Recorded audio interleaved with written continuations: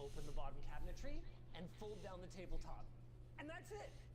For extra gamer cred, these 32-inch Corsair Xenon 4K 144Hz monitors are mounted with low-profile articulating mounts, so you can pull them forward.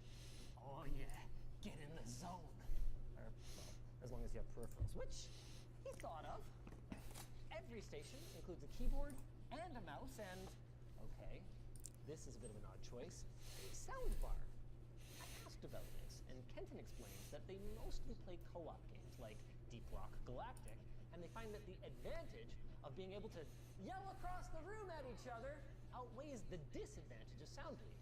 And of course, anyone who wants can plug a headset into the provided USB hub or integrated 3.5mm jack. Speaking of plugging in, this is a nice touch. The original house had the power outlets directly behind the monitor, which is symmetrical, but makes plugging things in a bit of a pain in the butt if you bring your phone or some random other peripherals. I think the only thing that I would change here then is to maybe add a desk pad. LTTstore.com. Above each station is a cupboard for snackies, which, Kenton, you might want to restock, because I understand you've got company coming in a couple of hours. They actually arranged to have a LAN tonight so that we could see everything deployed and even get a couple games in before we have to drive up to Houston. Of course, desktop PC gaming is just one kind of gaming. What about the 98-inch Samsung elephant in the room? For the more PlayStation inclined, there's a PS5 hooked up to a Marantz AV receiver and a 5.1 electrostatic speaker setup. And I gotta say, I absolutely love the thoughtful design of the built-in console up here. Unlike my setup, the front outlets are actually reachable, making charging your lapboard or your controllers a piece of cake. Speaking of controllers, storage for them is built into the 4 La-Z-Boy powered recliners at the back of the room. By the way, love to see that.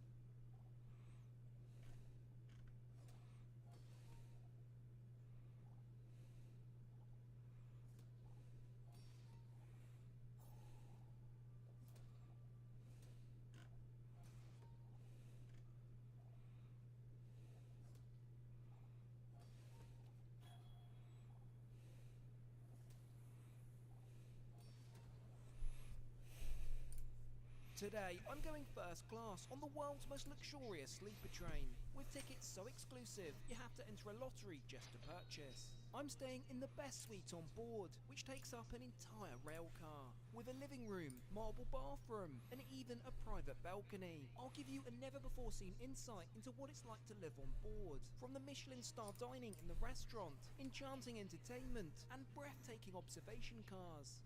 With that, let's pick up our journey in Japan at 9 AM.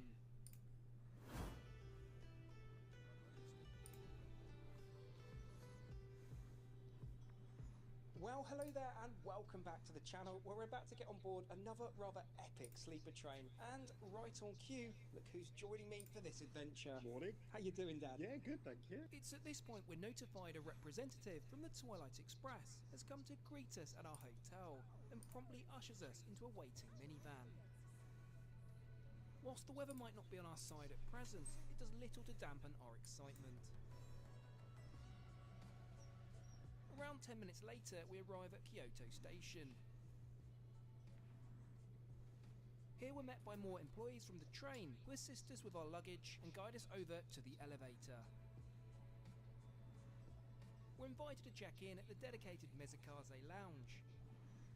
In truth, this is largely a formality, and we're taken straight through to the departure lounge.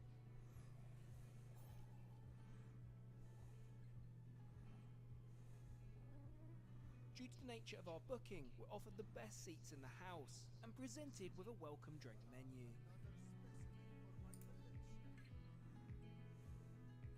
We're served some cookies along with our chosen green tea.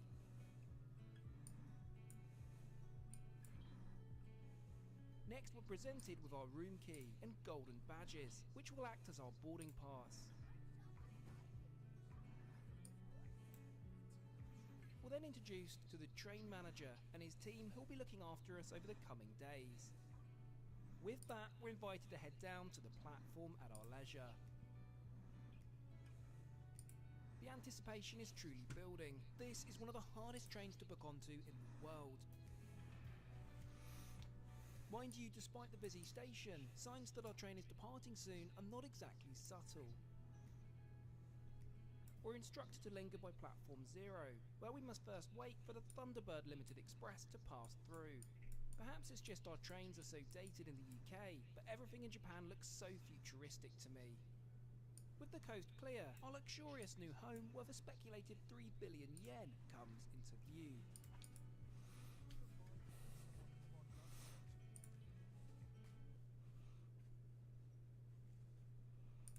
But are they rooting the fun of weed? Now we got to read a fucking menu. I know, it's a lot. I mean, It's a lot. But see, when you a weedologist, Yeah. you know this shit. You So just know what you he want. went through the book just like that. He know that motherfucker front and back. Yeah, exactly. Did you read through the whole menu already? I got it. You got it.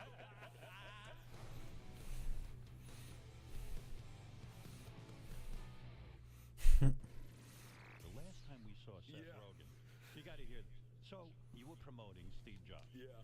You were on the Kelly Ripa show Yeah. with Michael Strahan. Yeah. You wanted to call us. I did. So you were like, hey, I need a landline. Yes. Or something. I need somewhere quiet to call. What happened was I had to call at exactly like 7:45 or whatever it was, Right. and I was there was traffic, and so I got there like a little bit like it was pushing it, and the only room with a phone that was empty, it was literally like I was looking at two doors, and one was Hugh Jackman's dressing room, Right. and one was Michael Strahan's dressing room, Right. and I was like, fuck it, I'm going Michael Strahan on this one. Yeah, because And then- he's the host, and they got to Yeah, be nice to you because you're doing the show. I went in there, and at first it was empty, aside from two like women who worked for him or Like something makeup people? like that. Yeah, but then they very quickly wanted me the fuck out of there. Yeah, Michael walked in. Well, first someone came in with a sign that said like, "You gotta get out of here," and I like waved them off and was Right. like, Yeah, fuck you. this," like.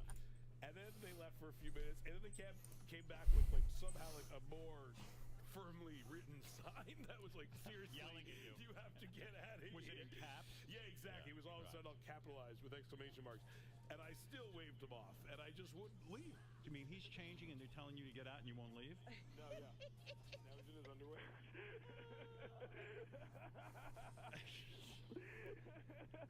They genuinely don't want me in this room. They don't? It's not- All right. In this room, on this side of the phone, it's not a joke. All right, listen to me. Go see Seth Rogen. I think it was one of those things where the people at the Kelly and Michael show Right. were worried that Michael would get mad at them for sticking me in his dressing room. It was so on the phone with you. It and was like- so funny.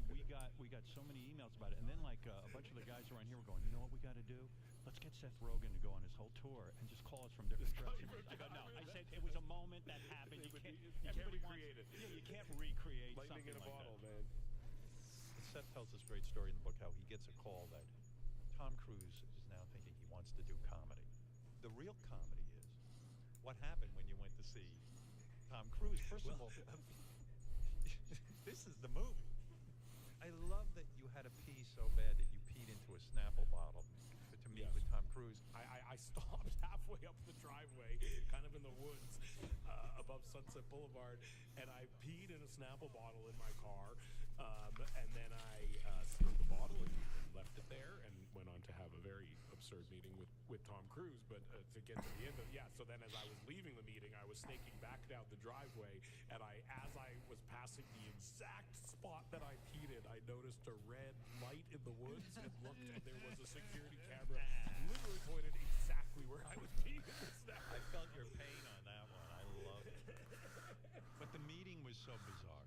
We had been meeting with him for a long time, a few hours, we were talking, and again, I said, like, I'm a huge Tom Cruise fan. Like, I fucking love Tom Cruise. Like, I see every Tom Cruise movie. Like, I go to theaters. I can't wait. That man is determined to die on camera for our entertainment. And this meeting, by the way, was at the time when he was married to Katie Holmes and he Yeah, just had so a baby that with her, was right. Siri. Right. that was right when this meeting was like, it was at the peak of Tom Cruise, like, I mean, I use the word mania in a very literal sense, I think, in this situation. So yeah, we met with him for hours, and not a few hours into the meeting, he goes, this Scientology stuff comes up, how weird he's looked in the press lately, kind of how, just how strange but in general he he's said, coming across. but he said, what you said in your book was fascinating. He said, the press is trying to make me look crazy because I'm costing the pharmaceutical industry so much money because he's Yes. against, He's you know, against pharmaceuticals. And then, the wording goes, and it's like with Scientology. He said, if you let me just tell you what it was really about, if you let me just give me like 20 minutes to like really just tell you what it was about, you would say, no fucking way. No fucking way. I remember being like, I remember like the wording was, I was like, is that a good thing to be saying? Is that a bad thing to be saying? And I remember thinking like, if you let me tell you about Jewish people, you would say, no fucking way, man. No fucking way. And then I remember there was this very like loaded moment where he says this to us. If you just gave me like 20 minutes to tell you about this, you would say no fucking way. And me and Jen are looking at each other, and I'm like, is he gonna bite? Am I gonna bite? Are we? How can we come out of this? Are we strong enough to have him do this to us and not be converted? I don't know if I am. I'm generally a weak-willed, weak-minded person, I would assume, on the grand scale of people. If they got him, what chance do I have? You know? And thank God, Chuck was like, I think we're good. Like, let's just talk about movies and stuff like that. Like, right. Woof, dodge that bullet. You know what I find amazing about you? You have a writing partner, and you're real successful as a writer, and you've got a production company. And I read something like you guys just sold 4 shows or something in production. Is that right? Is that right? Yeah, we have a few pilots that we're like trying to get made. So you're really successful at writing all this. And the guy who's your writing partner, this kid Evan Goldberg, you met him when you were 12 at a bar mitzvah. Yeah, bar mitzvah class. We met at bar mitzvah class. And it's amazing to me that, you know, how old are you now? 32. So from the time you're 12 to the time you're 32, this kid has become your writing partner. You would think, like most times that just wouldn't work out. You know what I mean? It's really weird. It is very weird, and it's not like lost on me that we have like a very healthy, good working relationship with one another. I've seen a lot of partnerships. I mean, obviously, as a writer, you know other people who are in partnerships, and I've seen a lot of them like evaporate. Even people who've been together like for years and years and years and years and years. Yeah, some of the great comedy teams, they've all broken up. Yeah. It's just almost impossible to know someone since 12. And do you ever get like, well, maybe there are better people at this for me. Maybe I'll go right with this one or that one. You never get that way.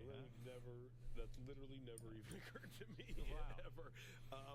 No, we like really get along. We work really well together. Right. I mean, and now that we're directing movies together, like I think it's like it's a whole new thing it's like a whole new horizon. When you direct a movie with another guy, can you get in each other's way at all? Very rarely. Like we'll have like short, intense disagreements at times, but I'd say 95% of the time we're totally on the same page. And like we kind of have all the arguments that we would have before the filming of the movie starts. And you know what's kind of cool too? I would think directing with another person is also kind of securing in a way because you got at least somebody you can bounce off of, especially if you don't know how to do something. Totally, and you can talk about it, and you can instantly get like a little consensus, and it's I would be really nervous doing it alone, honestly.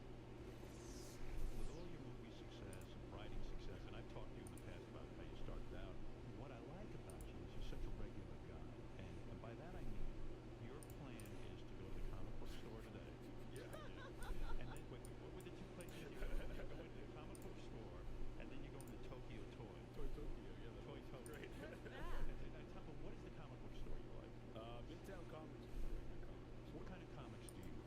I read all kind of comics. I read like superhero comics, Marvel comics, and I read I follow writers more than like the series. There's like Who are your faves? Garth Ennis is one of my favorite writers. See, part of the problem with me is, like, I used to, when I was a kid, I had every comic. Yeah. And now I haven't kept up, and then when I get these compilation books, I read the comics. I love comic books. Yeah. But then, to go by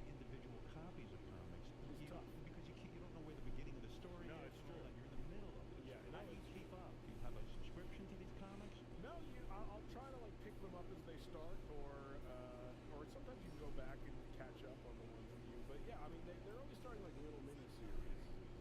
So that's kind of what I try. Right. So you try to grab the entire series. Yeah, definitely. I don't like to jump into a story in the middle. But most of these writers now, through like smaller labels, release like their own, like they call them like creator-owned series, and there'll be like 6 comic runs of kind of just little original things. So when you go to the comic book store, you say to the guy, listen, Yeah. I don't want any nonsense. I want to have a complete story. Don't fuck with me. Yeah, right. Listen, I'm a celebrity. You know my shit. Are there a lot of people in there? Sometimes. Do they get excited? Hey, there's Seth Rogen looking at comics. Sometimes comic book fans are generally kind of shy and nerdy in general, so they're not up in your shit too much. But probably they go home and say, hey, Mom, I'm not a loser. Seth Rogen. Exactly. He was really high. I'm on the right track. I'm doing the same thing he's doing. It's true. One time I was in a bookstore actually, and a like 14-year-old kid came up to me. He's like, he was holding 2 books. He's like, "You're my fucking idol, man. Look at what 2 books I'm buying." And it was a book about screenplay writing and an encyclopedia of marijuana. I was like, yeah, like you're on the right track, man. Do you get special treatment at the comic book store? I mean, people at the store try to assist you and help you. Sometimes they'll tell me if there's anything I need to order, they'll put it on back order for me. Because it's quite charming that you still do this. I mean, you can go on the internet and buy comic books. You don't need to show people. But you're looking for new stuff now. You want some advice. I like, I don't know, I like having You like the actual comic books. Now, what is Toy Tokyo? What is that all about? What are you doing there? It's like, they sell like vinyl Japanese toys. I kind of, Do you collect that stuff? I do. A while ago, I got into a lot of like, I don't know, Action make me figures? sound like a fucking huge nerd. It's okay. No, not action figures. I collect like a lot of artists. I like make these like vinyl Japanese, or they're not some of them are made in China and Japan, but a lot of artists I like make these vinyl toys, and I've been collecting those for years. Where do you display the vinyl toys? My office has a lot of them. They're kind of around the house. It's kind of a battle where I can get them. Like it. Yeah, it's like pop art to me. That's why it's like it's like pop art. But you seem like a guy who's really sort of, at the same time, you have a lot of friends and this and that, but then you're solitary. Seth Rogen writes, he smokes, and he has his toys. Yes, exactly. My comics and my toys. What should he be smoking? The first time smoker, Snoop, and then I'll ask you, Seth. I would say sativa. Yes. Yeah, he should start with sativa because it's a little bit lighter. Upper, yeah. It is more of a introduction. Yeah, I would probably actually start with something strong to make sure you Go indica first? No. I think, but I'm talking about like what percent should he start? Like they have these like lower percentage ones. They have like 14. Are they rooting the fun of weed? Now we got to read a fucking menu. I know it's a lot. It's a lot. But see, when you a weedologist, Yeah.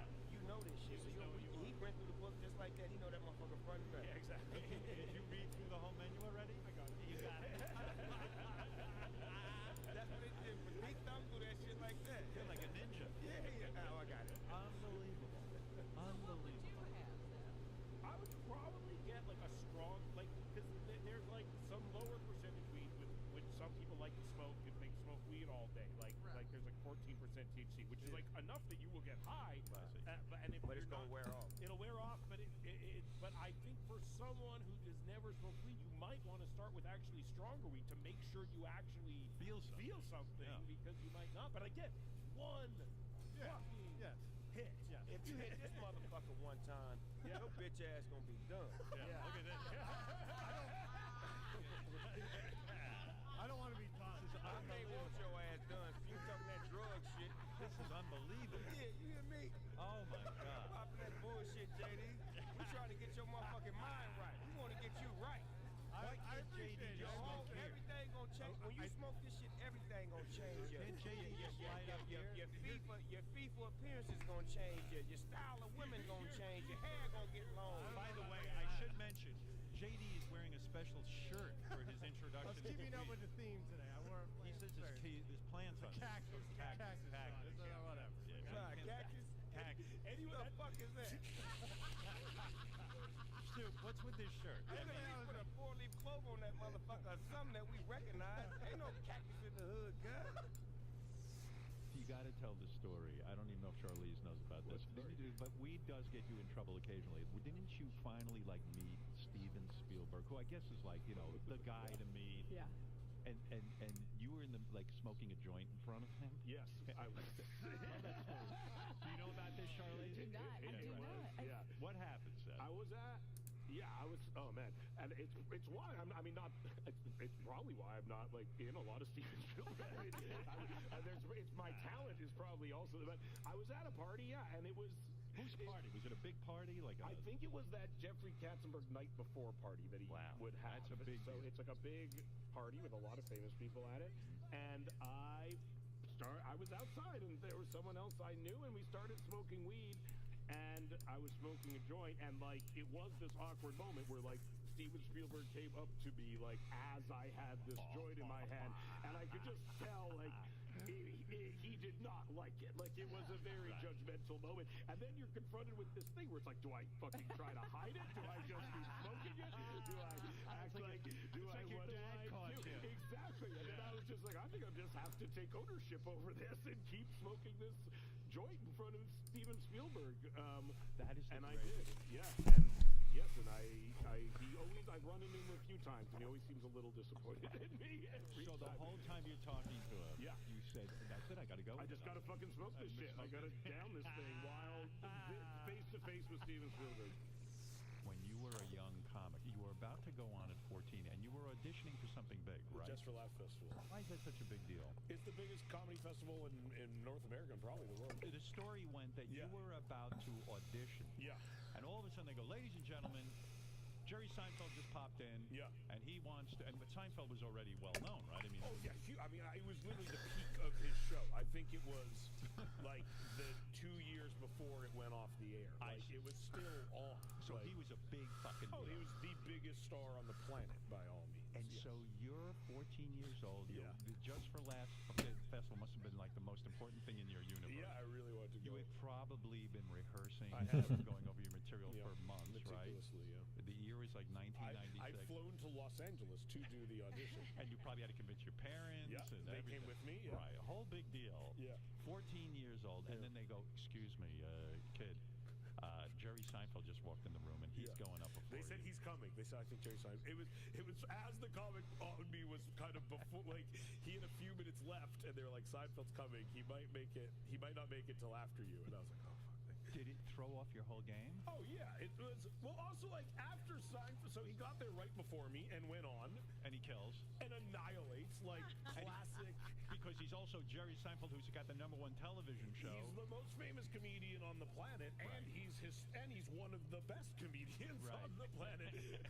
and at that time, I think what he was actually preparing for is he had this special where he stopped doing all his old material. Oh, that's his retirement gig. And in preparation for that, he was honing all of his best material to the sharpest edge it could possibly have. Perfect. And so it was literally like following like a Led Zeppelin greatest hits concert. And so he just like annihilates, and then he leaves, and then I go on after. And Do you stand there and watch him, or do you say, I'll avoid watching him because I don't want to feel like... I remember I watched half of it, and then I was like, I can't even. I fucking like went out into the restaurant area. I was like, I can't even continue watching it. Oh my god! Yeah, and are your parents there with you, kind of trying to console you? My mom was there. I'm sure she was. I'm sure my mom, honestly, like her being starstruck over Seinfeld probably just superseded any sympathy she had for me in that moment. Are all the other comedians laughing at you that you have to follow Seinfeld? Yeah, it was just like a disaster. After a guy like that kills, the laughs are so intense, and the excitement is so intense that anyone who comes on afterwards, there's no way to recover. You can't even say to the audience, "Hey, man, I fucking suck, man. This is ridiculous." No, and as a kid, I was already overcoming something. Like the first few minutes of my act were overcoming the fact, like on the best of circumstances, we're overcoming the fact that I was a 14-year-old kid, and you assume it's a gimmick. Anyone in their right mind assumes a 14-year-old kid is not fucking funny. Right, and we're not going to be able to relate to it. Yeah, and it's just going to suck, or it's going to be a gimmick, it's going to be annoying. And I really tried not to do that, so I really tried to like build the trust of the audience. So like, no, I'm an actual comedian. And so it was like a double strike against me, and it was to this day like I have a visceral sense memory of being on that stage and just like eating fucking shit as hard as you can. Do you think you ate shit, or do you think that's just in your mind? I knew I ate shit. And the other thing that happened was also because it was I think it was my first time performing in America, and I didn't also understand that there were like cultural different. Like in Vancouver, where I'm from, like everyone takes the bus. It's not like you're not a fucking weirdo if you are on the bus. But in Los Angeles in 1995, you are a fucking weirdo if you're on the bus. And so you're doing bus material. So I'm doing bus material, and people in the improv are like, I haven't been on a bus in my life. What the fuck are you talking about? We're on a bus. And so it was like, I was like, oh my God. And I just remember like, okay, I'm following Seinfeld. I'm 14. No one here's ever been on a fucking bus in their fucking lives. Like, what is happening? And I just remember hearing the bus. Like, I literally, that sound is tattooed in my brain, is the electronic hum off of the speakers. Like and I could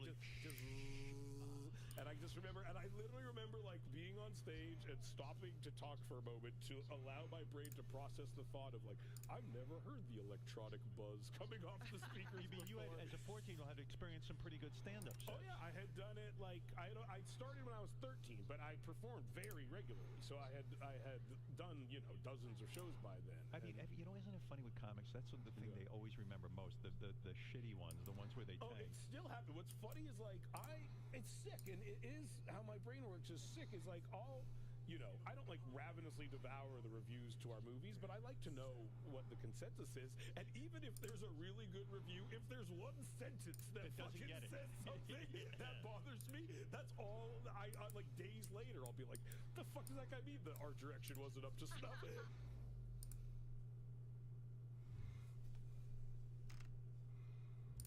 Adam Sandler. Look at that. There's a movie star. You grossed over $4 billion. I didn't know that. I'll take it. $4 billion. So much to talk to him about. Did Lauren fire you? This is how I got fired. You know what's a role you turned down that I was shocked by? What? Did you have loose duty? Not yet. We'll get to that. Right off the bat, I want to know.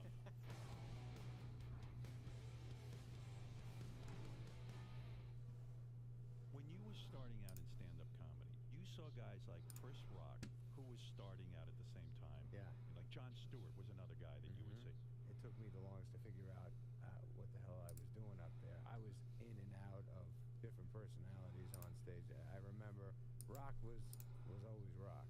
Why do you think you stayed in it? Like when you see like Chris Rock, wow, he's got his persona. I can't even figure out what my persona is. I'd say, I was so crazy when I was young. I just thought, like, yeah, I'm going to be huge. I was some psychotic guy. My brother sent me on my way. I was applying for college, and I said, what should I do? And he said, you should be a comedian. He goes, you're as funny as Eddie Murphy. And I went, oh, okay. And that was it. And that's it. And you believed it. I told my friends I was going to be huge. Yeah. And I think that had something to do with not wanting to quit ever, that I was like, I already told those guys I'm going to be huge. I've got to get this fucking done. I can't go home. Well, after NYU, you roommated with Judd Apatow, the famous director. Yeah. That's unbelievable. Judd Apatow was not the Judd Apatow we know today. You would make a tremendous amount of phony phone calls. You are a great lover of phony phone calls. I was back in the day, yeah. Sandler had so much energy to make comedy that he didn't know what to do with it. It was just coming out of his ears all day long. So he was obsessively making phony phone calls as just a way to amuse himself and others. Who would he call? He would call like a credit card company, and he would act like someone whose credit card just got stolen in a very violent robbery. And he knew that they wouldn't hang up if he was explaining a violent confrontation. And he would just go like, you're walking down the street and you're having a nice day, and the next thing that happens, you have a fucking gun in your mouth. And then they would ask, well, what was the credit card number? I don't know. They fucking stole it from me. The Jerry's Deli bit was all about, can he get a free sandwich out of them? He would complain about the food until they would like leave a coupon for free food.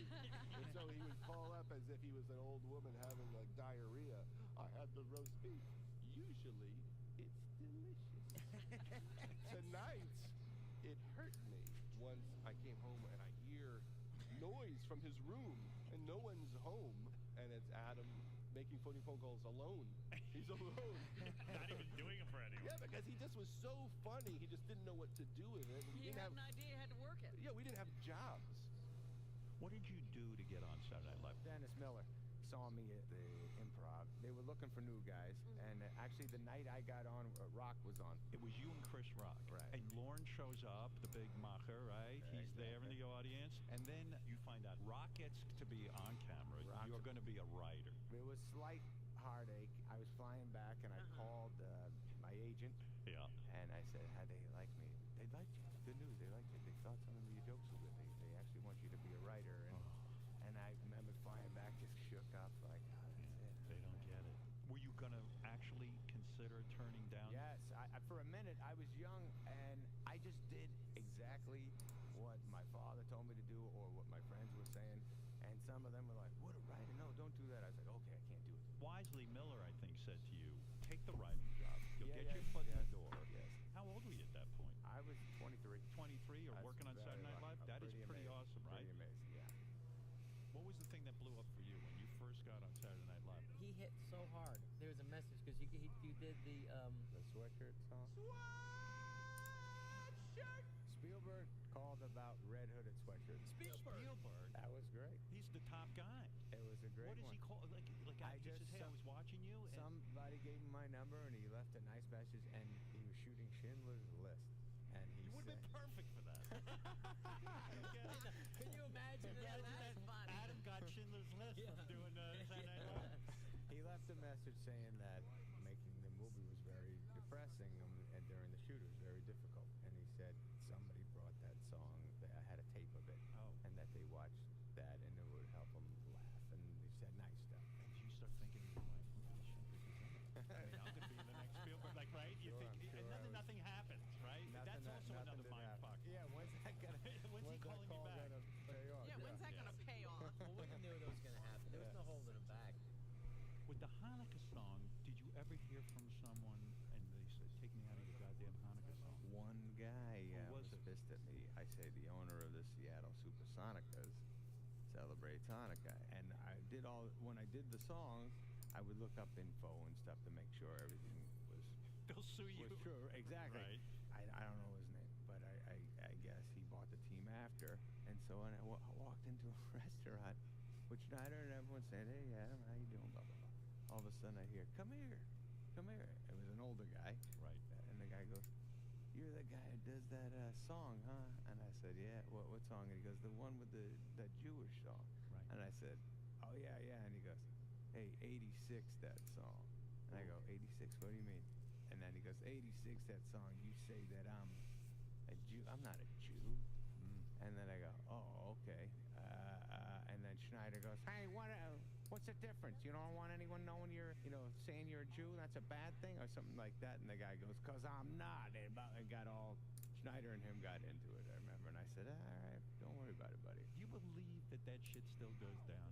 86, that's When they fired you, it really caught you by surprise. This is how I got fired. My manager, Sandy, he was talking to me, and I said, "Yeah, next year on the show, blah, blah, blah." And he's like, "Maybe you don't go back next year." And I was like, "I don't know, man.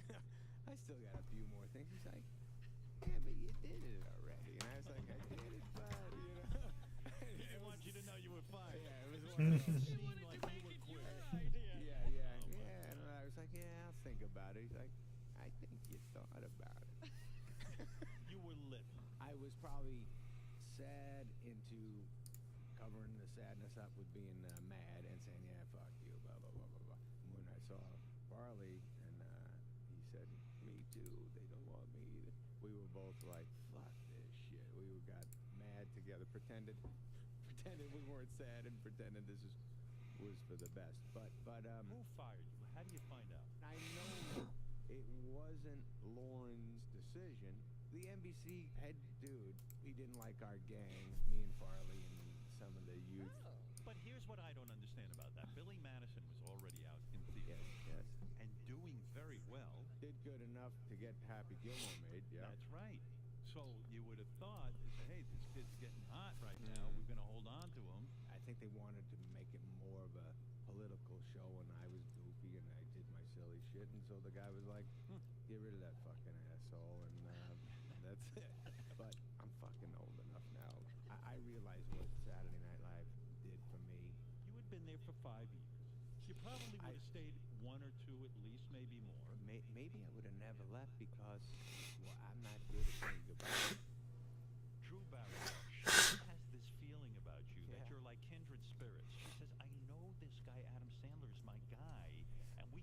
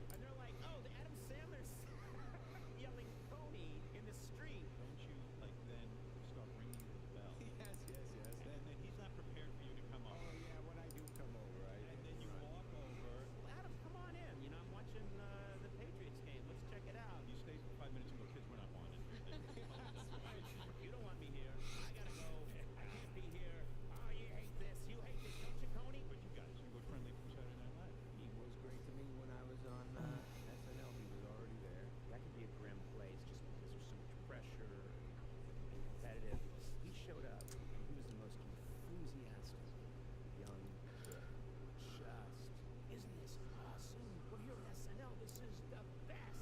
You can go to an IHOP and get a very mediocre pancake. Oh, buddy, this is the best.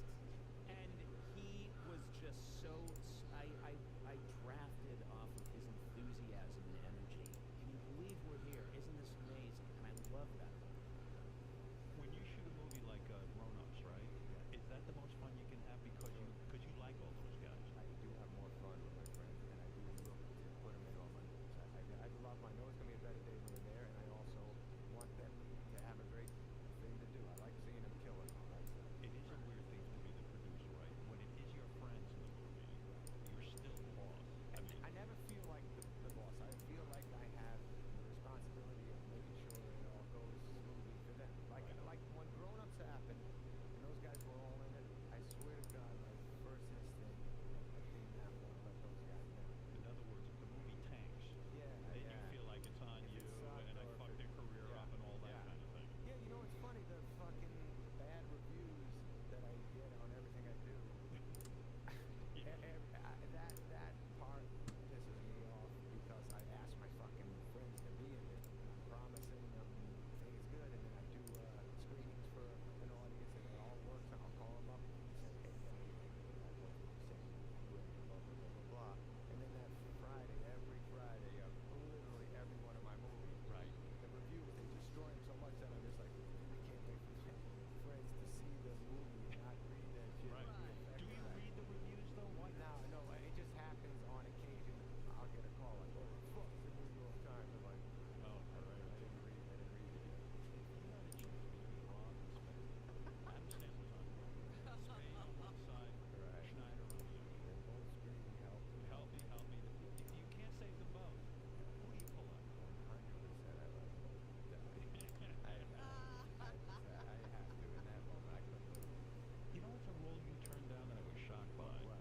Quentin Tarantino wanted you to play the bear Jew. Yes. And Eli Roth ended up doing it. No, I wanted to do it. It was just Judd was shooting funny people at the same time. Did that break your heart when the movie came out? Well, you know what broke my heart more is Tarantino. I know him, and Right. for years he was telling me he wrote it for me, and so I was always excited to shoot it with him. Yeah. And then when that happened, I called him up. I said, I don't know how I'm do it because I got Judd. And he goes, okay, cool, no worries about it. He was doing funny people. But that's a terrific movie, so it actually all worked out. Yeah, well, he wishes that he had done your movie. You know that he's. Well, he's fucking great. I mean, that was why I made the character Boston, because he does such a great Boston accent. You wanted Adam Sandler to play. Well, that's how I wrote it for him. And I also just thought, wow, okay, now you got Adam Sandler playing like the badass Jew. All right, now you're represented. In the new Netflix special, did you sing a song about being a bar mitzvah boy? Yeah. Isn't that the single most weird situation in your whole performance? Bar mitzvah? Life? Bar mitzvah. Yes. People are evaluating you on how well you sing this secret language at your bar mitzvah. That you don't know what it means. And you don't know a fucking thing what it means. That's funny. Yeah. What do you say when I say Baruch Hu et Adonai Hamvarah? Baruch Adonai Avraham Le'olam Va'ed. Baruch Adonai Hamvarah Le'olam Va'ed. Baruch atah Adonai Eloheinu melech haolam asher bacher banu b'kol hayamim v'natan lanu et torato. Baruch atah Adonai noten haTorah. Amen. Now the mitzvah bocha, Adam Sandler. Very cool. Your wife gave you tips for kissing Jennifer Aniston. Yes, she did the same thing for Uncut Gems. Well, Uncut Gems. Yeah, I was gonna say there are beautiful women in Uncut Gems, and you're making out. We don't see Adam Sandler fucking a lot in his movies, but in Uncut Gems. Hey, it oh, says, yeah, I guess it yeah, looks what like do you mean? that's Don't gonna- downplay it. I don't know, man. Huh? Disgusting. Disgusting. Is it disgusting to see you on film, Pucky? It's disgusting and off film to see me. Listen, aren't you nude in the trunk of a car? The most humiliating part of being nude in the trunk of a car in front of a camera crew is getting out after. Oh my God! just Were you like- really fully nude? Well, I was covering my You dick, junk with your hand or? I think there was a sweatshirt in the trunk. Dirty rag. Anything, but showing that. Oh. Yeah, no, Oh it's my God! horrible. I can't imagine. I wouldn't have taken the movie just for that. It certainly made taking the movie a little more difficult when I read, fucking naked, man. I don't want to be naked. Your character's name is Howard.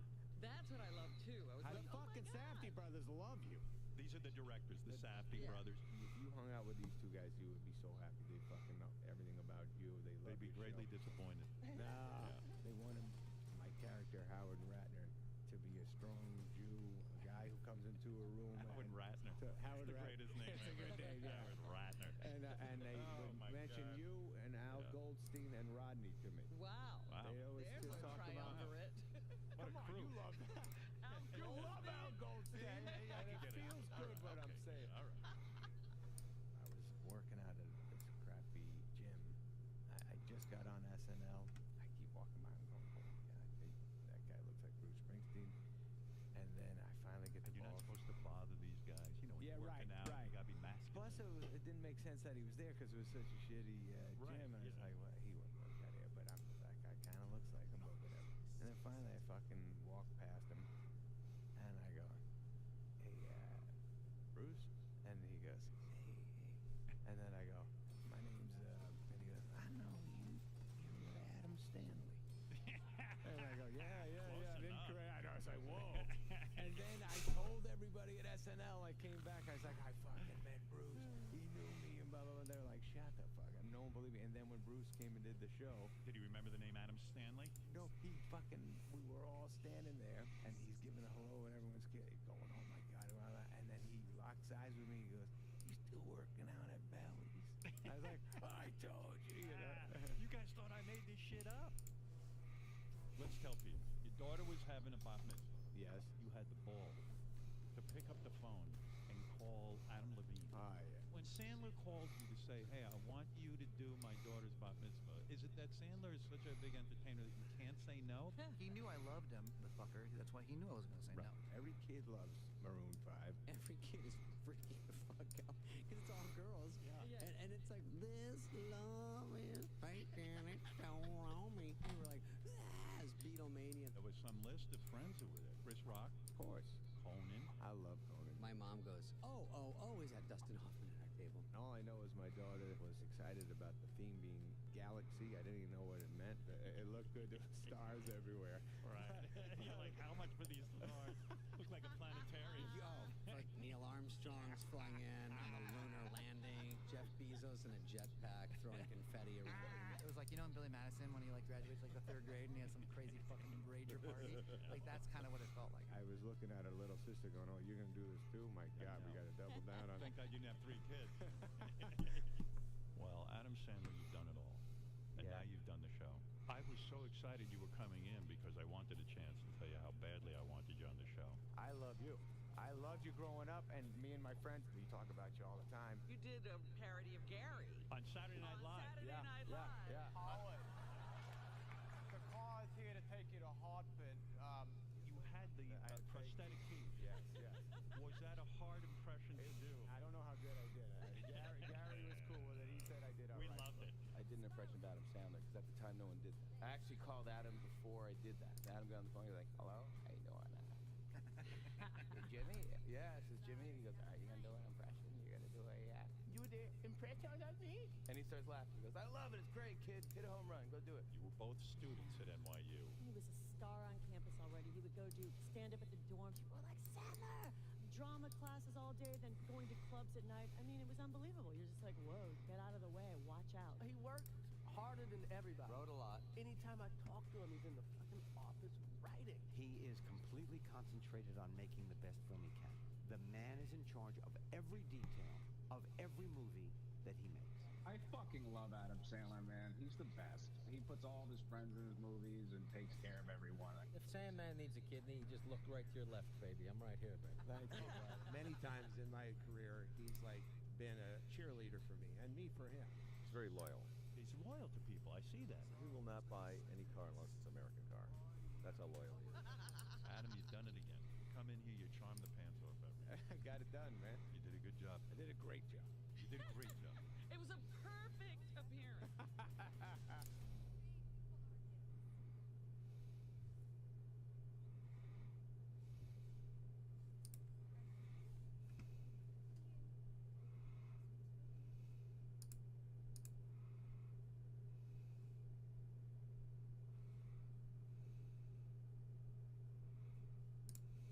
And it also does this.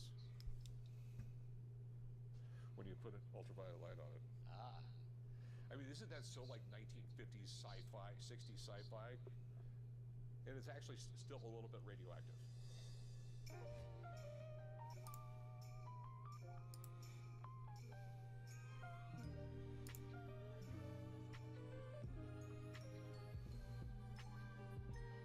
So you want to see some of my weird stuff? I do.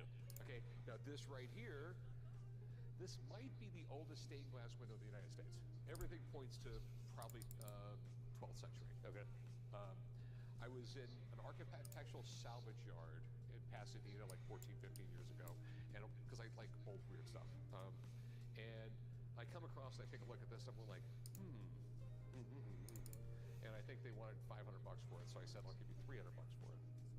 I think we settled on $400. So you're familiar with Abbey Road, right? Sure, right. Okay. You see the album cover, I think it was 1969. Ian McMillan was the photographer, medium format camera, you know, a little box camera, okay? On a step ladder, and London police would only close down Abbey Road for 10 minutes. So he got 6 photographs. Put all 6 photographs, all 6 negatives in front of Apple Records. They took 1 negative, 1 photograph. I got the other. Everyone you'll see is a reprint. That's an original right there. Absence poster from France from 1896. Why that? I just thought it was cool. Yeah, how much of what's in the house have you acquired through your shop? Versus... Almost all of it. Okay. Yeah. Bela Lugosi, his last movie. This poster's probably worth like $2,000. Wow. Okay.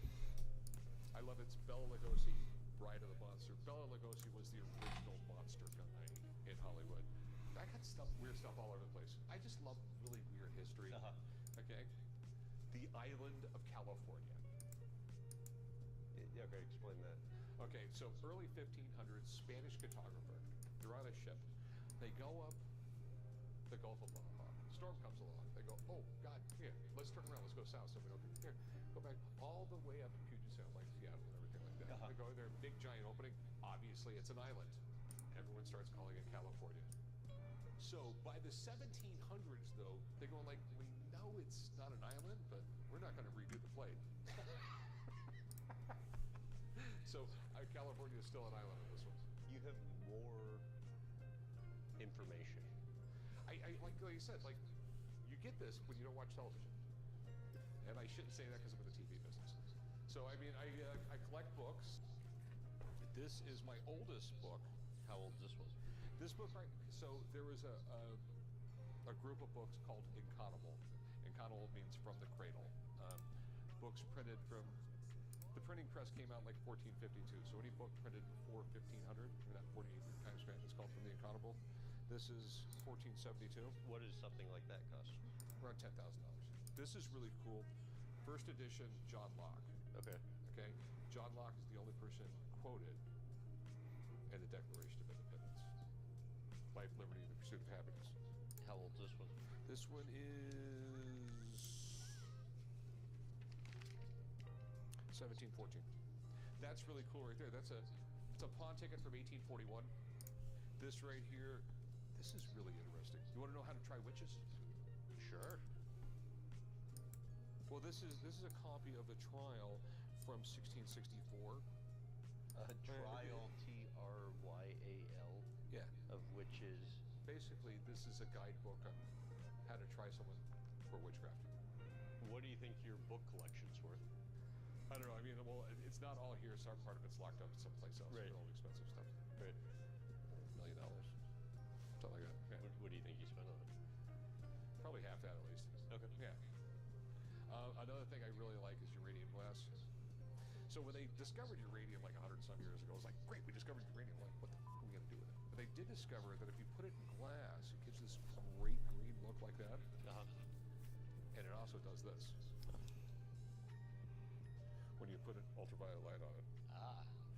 I mean, isn't that so like 1950s sci-fi, 60s sci-fi? And it's actually still a little bit radioactive. Yeah, right. Yeah, but it's kind of cool though, huh? Where to now? I don't know, we go out the garage. Okay, sounds good.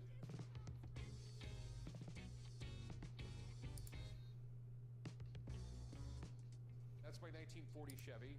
Okay, so like, you know, when I was a kid growing up, like, you know, we had Matchbox cars and Hot Wheels and everything like that, and I loved like old cars like that. And I always wanted like a Hot Wheels car like that. So it took me like 10 years to build that, but I built that. Wow. chopped 4.5 inches. It's got an LS1 under the hood. But what do you have to do over those 10 years?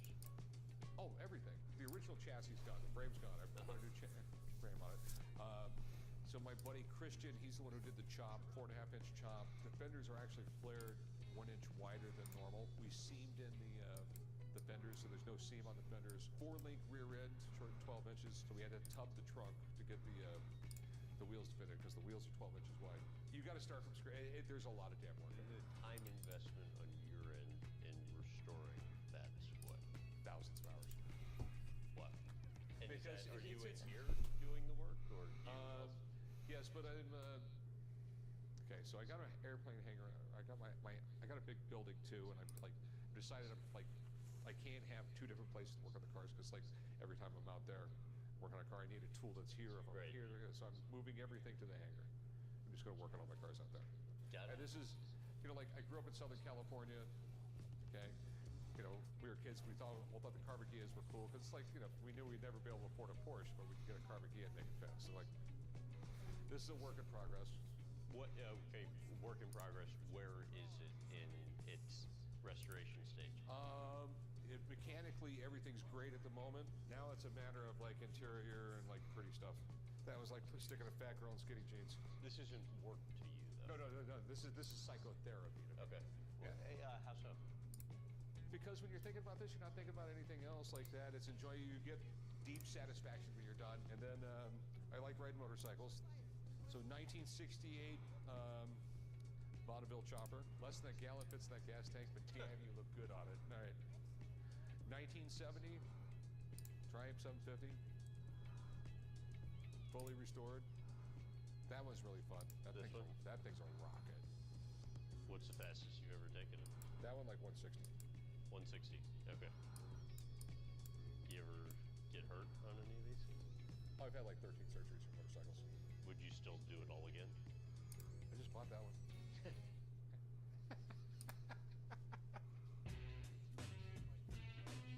I wanted the most badass truck in existence. So I built it. This is a 1947 Power Wagon with an LS2 in it. Incredible suspension, incredible interior, incredible paint job, and it's just badass. It's got right at 500 horsepower. So how fast does it go?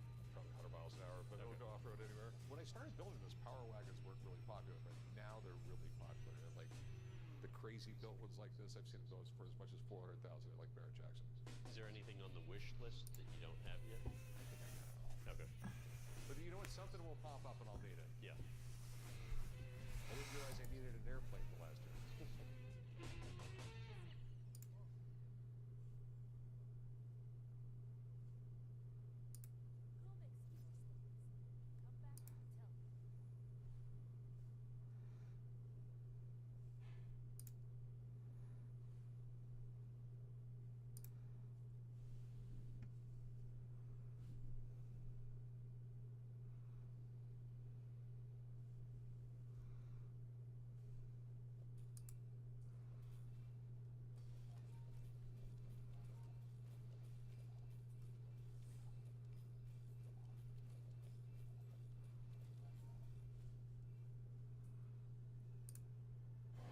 Hey everybody!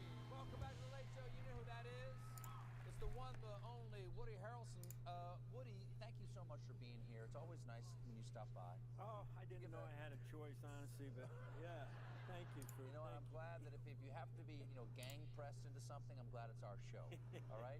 You have an excellent attitude about your obligations over there. And then one of the nice things about talking to you is, first of all, I don't know where the stories are going to be going, ever, when I talk to you. Right. And we never talk ahead of time. There's no pre-interview with you. It's Woody Harrelson. We'll figure out what happens.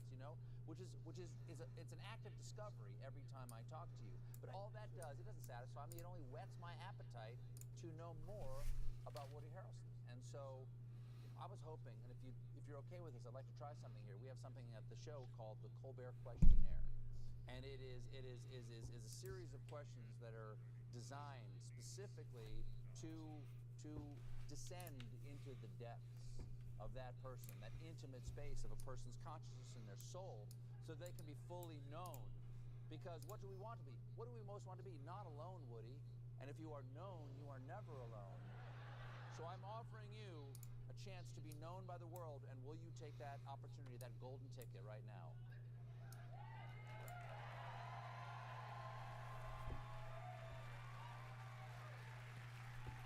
Brave man. Yes.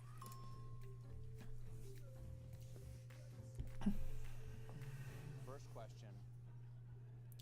Woody Harrelson, what is the best sandwich?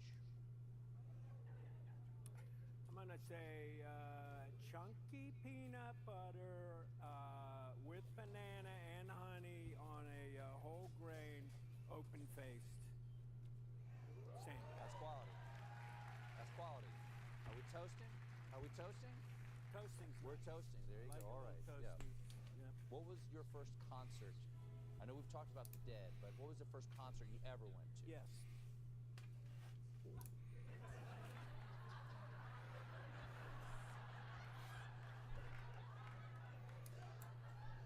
You saw the band, yes. That's right.